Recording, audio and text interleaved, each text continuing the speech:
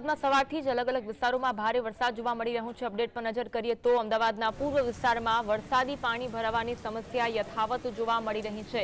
અમદાવાદના પૂર્વ વિસ્તારમાં અલગ અલગ વિસ્તારો એવા છે કે જ્યાં દર વર્ષે પાણી ભરાઈ જતા હોય છે, ત્યારે ચમનપુરા વિસ્તારના દ્રશ્યો છે। ભારે વરસાદના કારણે ચમનપુરા વિસ્તારમાં પાણી ભરાઈ ગયેલા જોવા મળી રહ્યા છે।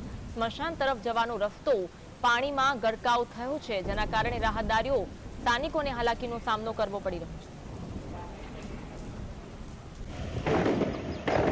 વરસાદે કહેવાતા સ્માર્ટ સિટી અમદાવાદની સુરત છે તે બદસુરત કરી નાખી છે। વિવિધ વિસ્તારો છે તે દેશમાં ફેરવાઈ ગયા છે।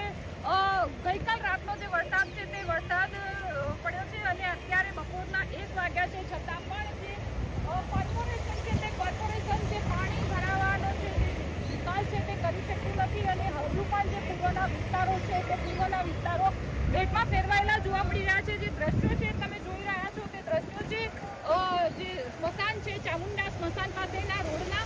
વાત કરીશું લોકો સાથે। આપનું નામ? નગીનભાઈ છે મારું નામ, નગીનભાઈ પત્ની। નગીનભાઈ, જે રોડ છે પાણીમાં ગરકાવ થઈ ગયો, પાણી ભરાયેલું છે, કયો રોડ છે આ અને કઈ રીતની હાલાકી પડી રહી છે?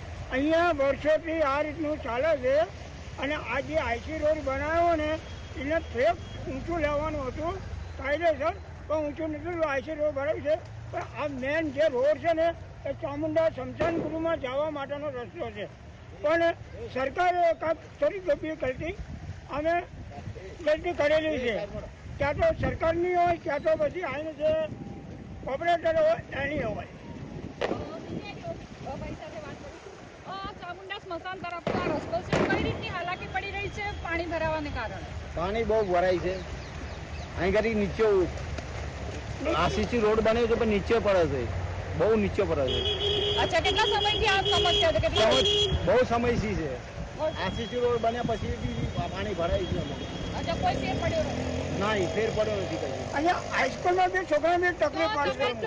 જોયું તે રીતે કે જે આ રોડ ઉપર સ્કૂલ બી આવેલી છે, સ્મશાન બી આવેલી છે, કોર્પોરેશન દ્વારા જે નવો રોડ છે આરસીસી નો બનાવવામાં આવ્યો છે, છતાં પણ જે પાણી ભરાવાની જે સમસ્યા છે તે સમસ્યા દૂર નથી થઈ। આમ કહી શકાય કે જે તંત્ર છે તે તંત્ર દાવો કરે છે, પરંતુ જે હકીકત છે તે એ છે કે જે લોકો છે તે લોકોને હાલાકીનો સામનો કરવો પડી રહ્યો છે। હાઈસ્કૂલમાં બી છોકરા નહીં